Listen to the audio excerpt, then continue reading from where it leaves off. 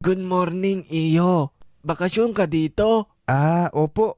Unwind ba? Pangtanggal stress. Naubos na kasi pasensya ko sa boss ko eh. Bakit? Ano meron sa boss mo? Kasi pinapapasok kami sa office tapos siya work from home. Kahit bahay na kami, pinapapasok pa kami eh.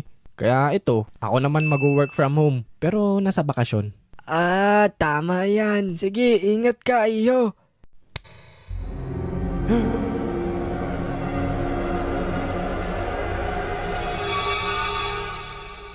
Sige po, ingat rin ho kayo ha.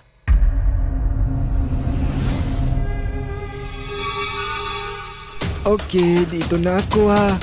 Sige ho. Sige. Sige po.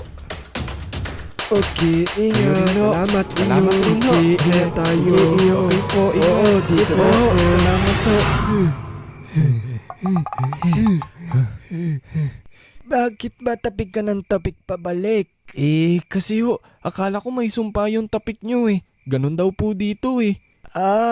Hilig ko lang talaga makipag-usap. Kumbaga, wala na kasi akong nakakakwentuhan simula nung nawala yung asawa ko. Palagi nga akong pinagkakamalang mangkukulam dito.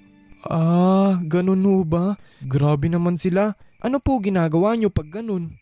Ayun, nag-unwind na lang ako. Sasakay na lang ako sa walis ko tapos lilipad na ako paalis.